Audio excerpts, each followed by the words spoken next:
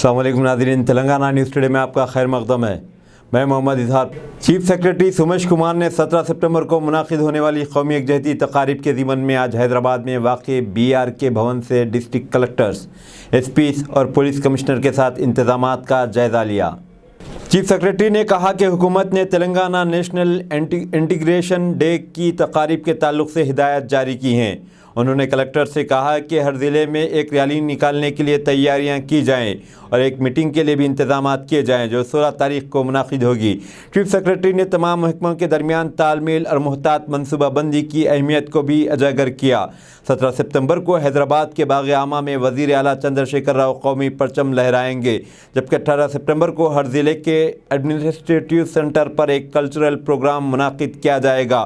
Chief secretary ने इन अहदेदारों से कहा कि इस दिन आर्टिस्टों और मुजाहिदीन आज़ादी को तहनीत पेश की जाए।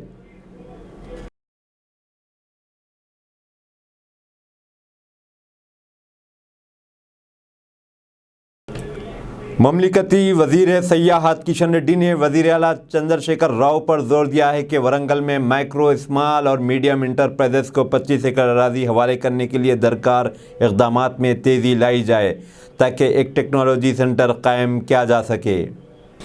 KCR के नाम लिखे गए ख़त में किशन रेड्डी ने कहा कि वज़ारत के सीनियर अहदेदारों ने इस सिलसिले में तेलंगाना हुकूमत को कई मरतबा ख़ुतूत रवाना किए हैं।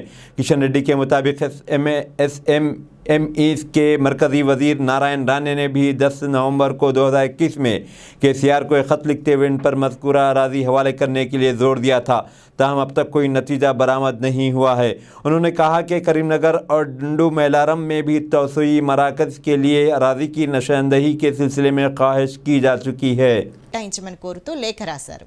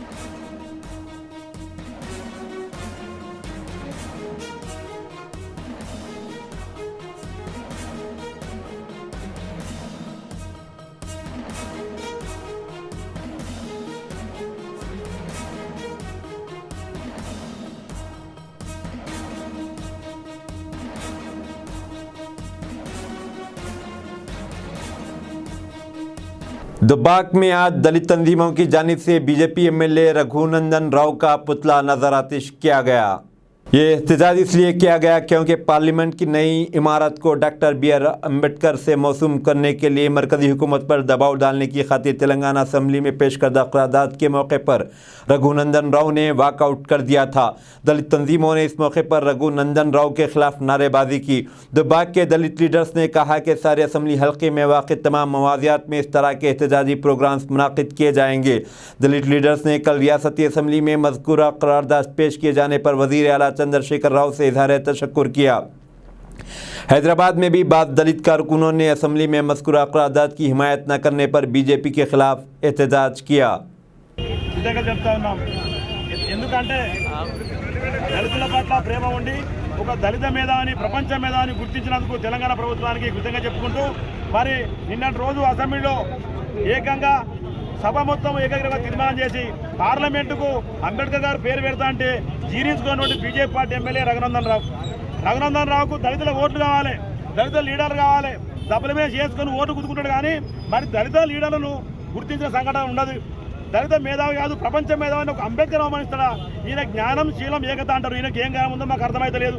దుబ్బాకలో గెలిపిన దానికి ఈరోజు మా దళితులు కాదు సమాజం మొత్తం తలవంచుకునే విధంగా దుబ్బాక ఎమ్మెల్యే వ్యతిరేకించంటే మొత్తం స్టేట్ల పొంట ఫోన్లు వస్తున్నాయి। ఇక్కడ ఉన్నట్టు దళిత సమాజానికి నువ్వు క్షమాపణ చెప్పాలి, అంబేద్కర్ భవన్ పోయినా తప్పైందని చెప్పి రేపటి నుండి అంబేద్కర్ భావజాలంలో ఉంటే నువ్వు రాజకీయాలు ఉంటావు, లేకుంటే దళితులను పెట్టుకున్నాడు ఏ గవర్నమెంట్ కానీ ఎవడు బాగుపాడు। రాజ్యాంగ నిర్మాత పార్లమెంటరీ వ్యవస్థ రూపకల్పన చేసినటువంటి డాక్టర్ బిఆర్ అంబేద్కర్ గారికి గౌరవ సూచకంగా నిన్నటి రోజు తెలంగాణ మంత్రివర్యులు కేటీఆర్ గారు మరియు ముఖ్యమంత్రి వర్యులు శ్రీ కేసీఆర్ గారు అసెంబ్లీలో తీర్మానం ప్రవేశపెట్టడం జరిగింది। అదేంటంటే ఈ వ్యవస్థలన్నింటికి కూడా రూపకల్పన చేసినటువంటి అంబేద్కర్ గారి పేరును నూతనంగా నిర్మించబోయేటువంటి పార్లమెంట్ భవనానికి పెట్టాలని చెప్పి తీర్మానం చేపడితే అంబేద్కర్ గారి పట్ల మరియు ఈ రాష్ట్రంలో దళితుల పట్ల ఎటువంటి చిత్తశుద్ధి లేకుండా ఎటువంటి ప్రేమ లేకుండా ఆ తీర్మానాన్ని తిరస్కరిస్తూ వాళ్ళ పార్టీ యొక్క ఆదేశానుసారం అసెంబ్లీ నుంచి బయటకు ఉన్నటువంటి ఎమ్మెల్యే దుబ్బాక ఎమ్మెల్యే రవీంద్రరావు గారు ఈ యొక్క వైఖరి మానుకోవాలి, లేదంటే ఈ యొక్క రాష్ట్రంలో ఉన్నటువంటి దళితులందరూ ఏకమై మీ పని తిరుగుబాటు చేస్తారు.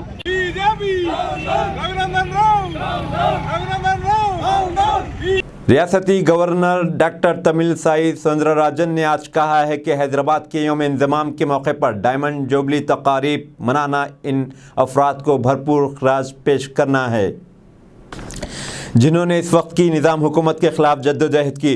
गवर्नर ने हैदराबाद में साबिक़ रियासत हैदराबाद से ताल्लुक़ रखने वाले मुजाहिदीन आज़ादी की तस्वीरी नुमाइश का इफ्तिताह किया। इस नुमाइश का इनेक़ाद मरकज़ी वज़ारत बराए सक़ाफ़त, प्रेस इंफॉर्मेशन ब्यूरो और वज़ारत IB के शोबे सेंट्रल ब्यूरो ऑफ कम्युनिकेशन की जानिब से मुश्तरका तौर पर किया गया है। गवर्नर ने इस मौके पर खित्ते में अवाम की जानिब से दी गई कुर्बानियाँ और इन पर हुए मज़ालिम को याद किया। गवर्नर ने हैदराबाद के इंतज़ाम के लिए अपना रोल अंजाम देने वाले तलबा और नौजवानों की सताइश की और कहा कि इस तरह की सरगर्मियों में नौजवान हमेशा आगे रहते हैं। इस वक्त के वज़ीर दाखिला सरदार वल्लभ भाई पटेल की खिदमत को याद करते हुए गवर्नर ने कहा कि मरकज़ी वज़ीर दाखिला अमित शाह इस माह की 17 तारीख को एक साल तवील तकारीब का इफ्तिताह करेंगे। तमिलसाई सौंदरराजन ने इस मौके पर कई मुजाहिदीन आज़ादी और इनके अफराद ख़ानदान को तहनीत भी पेश की। In the land of this Hyderabad, this Telangana, and that blood, with that dipping the pen in that blood of their sacrifices, we are writing the day of liberation today. So it's an emotional day. It is a day to be remembered. And I should say in Bairanapalli village, over 90 people were killed and thrown into a well. And I have to say the horror which unleashed by the Razakars, the people collectively carried out the struggle. And when I saw the exhibition, when they want to organize the Andhra Sabha, the Razakars, the Nizams, they prevented it because it is against their rule. But I should thank the student population. Whenever there is challenge to the patriotism and whenever there is challenge to the country, the student population came forward and fought for the country. Like that, the students of Osmania University started all their events by singing Vande Mataram, which was banned on that day, on those days. So that is the spirit. Our students, population of those days, they were fighting with that spirit. And I should say similar stories, so many stories. It is, we cannot narrate all the atrocities and the painful stories which our people underwent during those periods, and these are certain small examples. And in Gundrampalli and Yadadri district, similar incidents have happened. And remembering these days, we are saluting the warriors who fought for that. I have already told it is September 17th, it's a liberation day. Because today we are inaugurating the exhibition.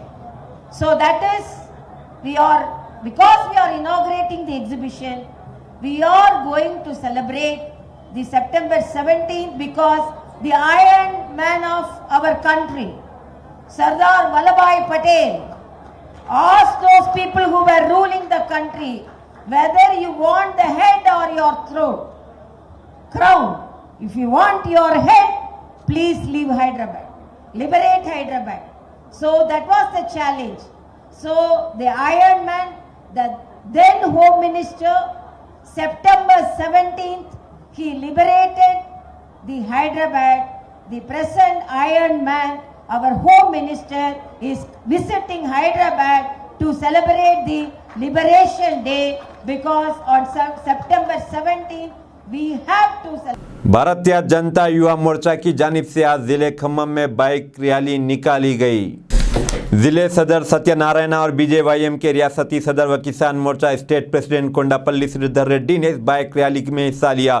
इस मौके पर इज़हार ख्याल करते हुए उन्होंने कहा कि आज़ादी के बाद हैदराबाद रियासत निज़ाम की हुक्मरानी में थी, क्योंकि इस वक्त निज़ाम और कासिम रज़वी ये नहीं चाहते थे कि हैदराबाद हिंदुस्तान का हिस्सा बने। इसी तरह अब TRS भी यौम इंज़माम तकारीब नहीं मनाना चाहती है, क्योंकि अपनी सियासी दोस्त जमात मजलिस इत्तेहादुल मुस्लिमीन के मशवरों पर अमल पैरा है। इन लीडर्स ने बताया कि इस बाइक रैली के जरिए मुल्क के पहले नायब वज़ीर आज़म और वज़ीर दाखिला आन जहानी वल्लभ भाई पटेल को खराज पेश किया गया। వివిధ మోర్చాల అధ్యక్షులు, వివిధ మండలాల అధ్యక్షులు, ప్రజాప్రతినిధులు, కార్యకర్తలు పాల్గొన్నారు. సెప్టెంబర్ 17 ఈ తెలంగాణకు నిజాం నుంచి విముక్తి పొందిన దినము. ఆ యొక్క విమోచనము పొందిన దినాన్ని ఇలా భారత ప్రభుత్వము ఇలా అమిత్ షా గారు అధికారికంగా ఈ రాష్ట్ర ప్రభుత్వం నిర్వహించలేని పరిస్థితుల్లో చూసి అధికారికంగా ఏదైతే చాలా సంవత్సరాలుగా తెలంగాణ ప్రజలు కలను కన్నున్నటువంటి ఈ యొక్క విమోచన దినాన్ని సెప్టెంబర్ 17ను మరి పెరేడ్ గ్రౌండ్లో నిర్వహించబోతా ఉన్నారు. మరి ఈ సందర్భంగా అమిత్ షా గారికి భారతీయ జనతా పార్టీ తరఫున మరి ఈ యొక్క నిజాం నిరంకుశ పాలన నుంచి పోరాడిన అమరవీరుల యొక్క ఆశయాలకు మరి వారు మద్దతు తెలుపుతూ ఇలా అధికారికంగా నిర్వహించడం ఏదైతే ఉందో వారికి హృదయపూర్వకంగా తెలంగాణ సమాజం అంతా కూడా ఇలా కృతజ్ఞత తెలియజేస్తూ ఉన్నది.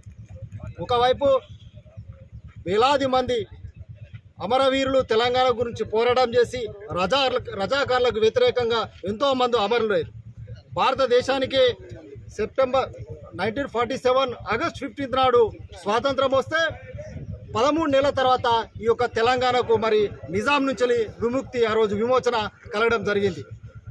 మొత్తం భారత సమాజం అంతా కూడా ఆ రోజు స్వేచ్ఛావాయు సెప్టెంబర్ 1947 ఆగస్ట్ 15 నాడు స్వేచ్ఛావాయువులు వీస్తే 13 నెలల తర్వాత ఈ తెలంగాణ ప్రజలకు విముక్తి స్వేచ్ఛ కలగడం జరిగింది. మరి ఆ యొక్క అమరవీరులను నిజాంకు రజాకాల వ్యతిరేకంగా పోరిన అమరవీరుల ఆశయాలను ఈరోజు మనందరం కూడా స్మరించుకోవాల్సిన అవసరం ఉన్నది. కానీ దురదృష్టం ఏంటంటే కేసీఆర్ ప్రభుత్వము తెలంగాణ ఉద్యమంలో సెప్టెంబర్ 17ను ఎందుకు అధికారికంగా నిర్వహించరని ఆ రోజు ఉమ్మడి ఆంధ్రప్రదేశ్ ప్రభుత్వాన్ని డిమాండ్ చేసి ఈరోజు అధికారంలోకి వచ్చిన తర్వాత ఆ యొక్క సెప్టెంబర్ 17ను ఎంఐఎం పార్టీ యొక్క ఆదేశాలకు అనుగుణంగా వాళ్ళ యొక్క మిత్రత్వం కారణంగా ఇవాళ సెప్టెంబర్ 17ను పక్కకు పెట్టి అమరవీరుల యొక్క ఆశయాలను అందరూ కూడా ఇలా కనుమరుగు చేసే ప్రయత్నము ఈరోజు ఈ తెలంగాణ ప్రభుత్వం చేస్తూ ఉన్నది. ఈ దుర్మార్గం ఇది. కేసీఆర్ ఈరోజు మళ్ళీ ఒక కొత్త పాట ఎత్తుకున్నాడు. సెప్టెంబర్ 17 ఎప్పుడైతే అమిత్ షా గారు అధికారికంగా భారత ప్రభుత్వం నిర్వహిస్తుందని చెప్పేసి ప్రకటన రాగానే తెల్లారి ఆ యొక్క ఎంఐఎం డైరెక్షన్లో ఇవాళ జాతీయ సమైక్యత దినం నిర్వహిస్తామని చెప్పేసి ఇవాళ కేసీఆర్ ప్రకటించడం జరిగింది. ఏ విధంగా నువ్వు జాతీయ సమైక్యత దినాన్ని ఇది ప్రకటిస్తావు? మరి వేలాది మంది, వందలాది మంది రజాకార్లకు వ్యతిరేకంగా పోరాడిరే, మరి వాళ్ళ యొక్క అమరత్వాన్ని మనము గుర్తు చేసుకునే అవసరం లేదా? మరి ఈరోజు ఏ విధంగా సమైక్యత దినం అవుతుందని ఇలా తెలంగాణ సమాజానికి నువ్వు స్పష్టం చేయాలి. కాబట్టి ఇకనైనా నీ యొక్క ఓటు బ్యాంకు రాజకీయాలను పక్కకు పెట్టి ఖచ్చితంగా సెప్టెంబర్ 17ను విమోచన దినంగానే ప్రకటించాలని చెప్పేసి ఇలా భారతీయ జనతా పార్టీ డిమాండ్ చేస్తూ ఉన్నది. దానికి అనుగుణంగా ఇవాళ మరి వేములవాడ నగరంలో, వేములవాడ పట్టణంలో మరి యువకులందరూ కూడా ఇలా పెద్ద ఎత్తున ర్యాలీ ద్వారా ఈ యొక్క నిరసన తెలుపుతా ఉన్నాము. అధికారికంగా BSNL की जानिब से इस माह की 15 से 29 तारीख के दौरान शॉर्ट कोर्ट्स के एक्शन का पहला मरहला मुनाकिद किया जाएगा। शॉर्ट कोड नंबर के हराज में हिस्सा लेने के ख्वाह सारिफिन वेबसाइट eaction.bsnl.co. पर मुफ्त रजिस्ट्रेशन करवा सकते हैं। शॉर्ट कोड्स नंबर्स का एक्शन वेब की बुनियाद पर होगा और कोई भी अपनी पसंद के शॉर्ट कोड की दस्तयाबी के ताल्लुक़ से वाकफियत हासिल कर सकता है और बोली लगा सकता है।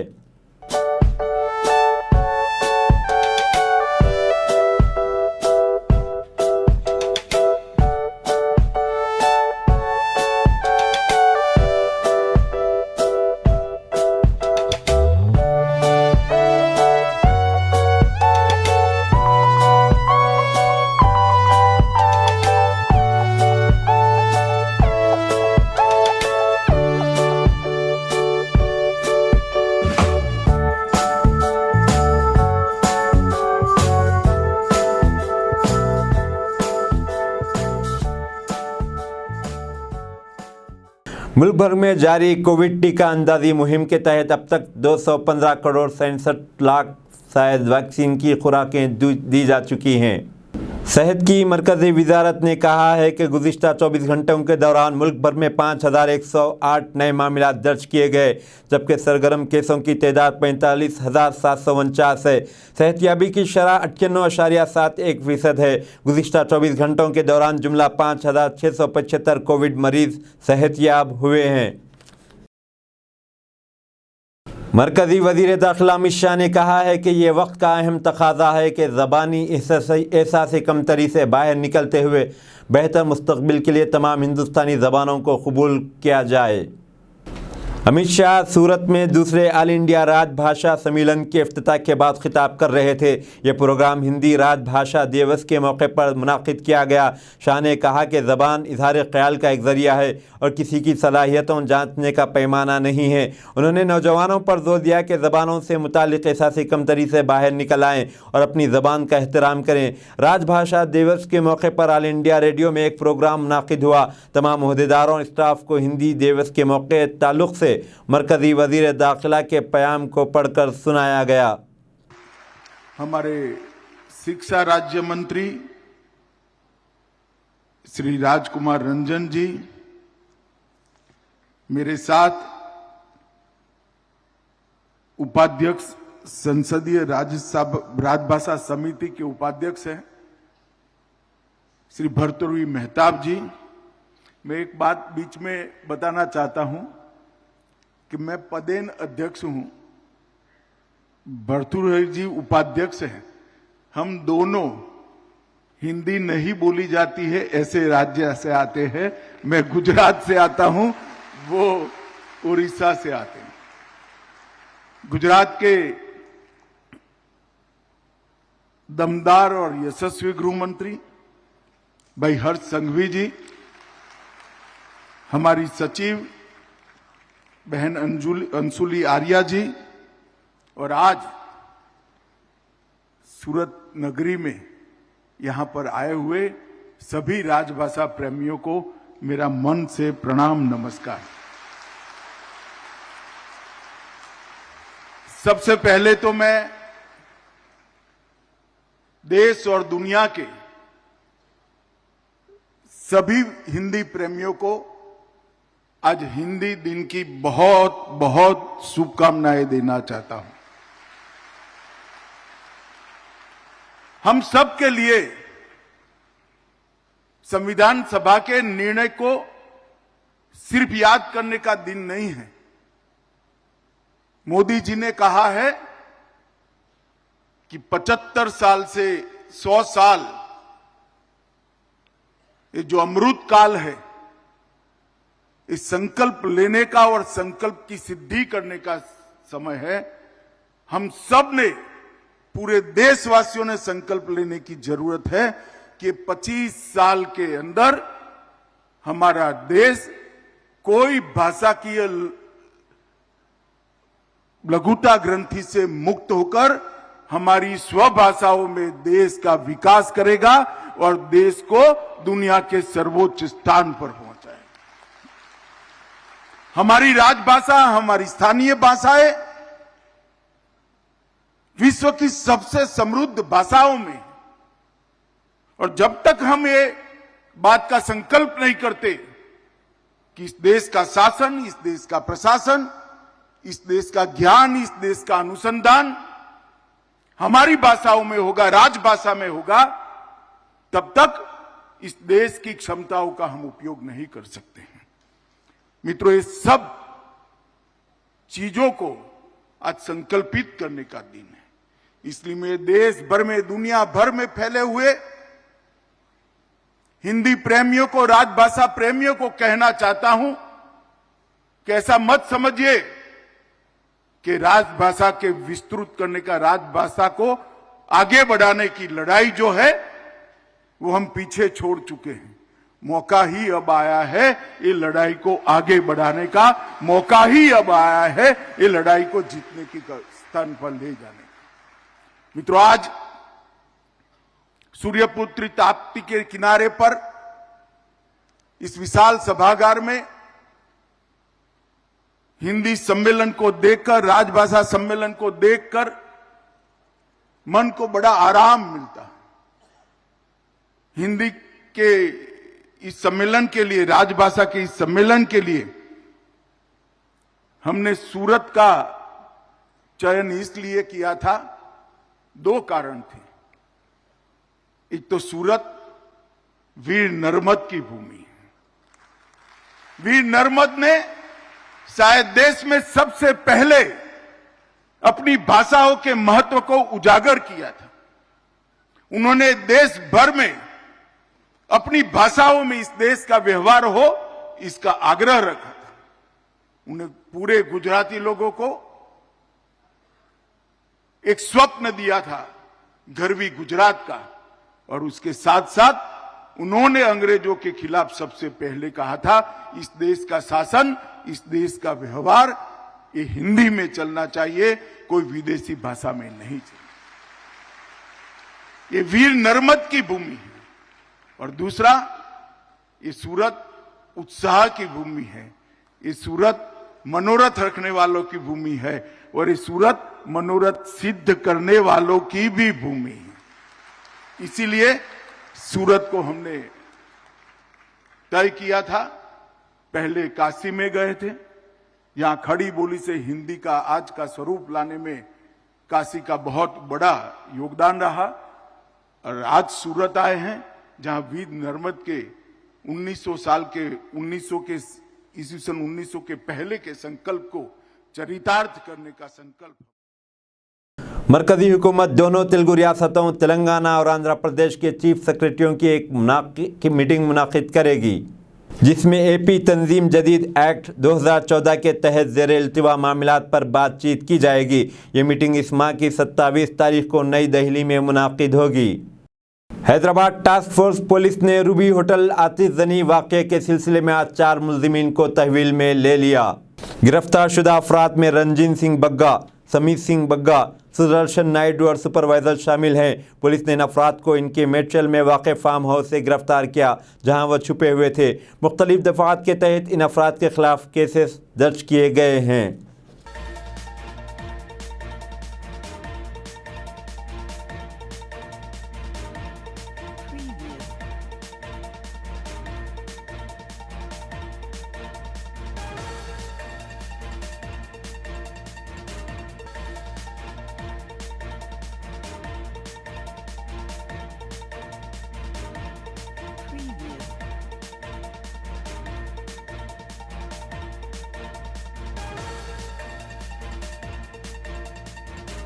मरकजी वज़ीर दाखिला अमित शाह इस माह की 16 तारीख को तेलंगाना का दौरा करेंगे। ममलिकती वज़ीर बराए सक़ाफ़त किशन रेड्डी की जानिब से जारी करदा एक बयान में कहा गया है कि अमित शाह 17 सितंबर को परेड ग्राउंड पर मुनाकिद होने वाले तेलंगाना लिबरेशन डे प्रोग्राम में शिरकत करेंगे। तवक्के है कि अमित शाह साबिक़ वज़ीर दाखिला व सीनियर तेलुगु अदाकार कृष्णम राजू के अफराद ख़ानदान से मुलाकात करके इज़हार ताज़ियत करेंगे। यौम इंज़िमाम हैदराबाद तक़ारीब के ज़िमन में 17 सितंबर को बीजेपी की जानिब से चार मीनार पर वाक़े भाग्या लक्ष्मी टेम्पल से ख़वातीन की बाइक रैली निकाली जाएगी। ये रैली बीजेपी वीमेंस विंग और इसके दीगर मिलहक़ा ग्रुपों की जानिब से निकाली जाएगी। ये रैली न्यामपल्ली में वाक़े बीजेपी के रियासती दफ्तर पर पहुंचकर ख़त्म होगी। मरकज़ी हुकूमत और बीजेपी की जानिब से इस सिलसिले में रियासत भर में बड़े पैमाने पर एक साला तक़ारीब मनाए जाने का मंसूबा है।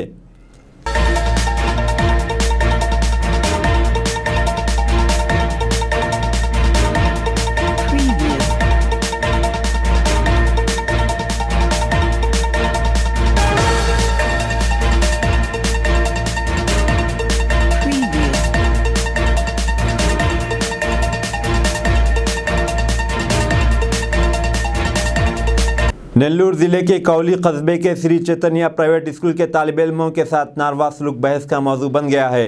फीस अदा न करने पर तलबा को कमरे में बंद कर दिया गया और उनसे पूछा गया कि छी क्या तुम इंसान हो।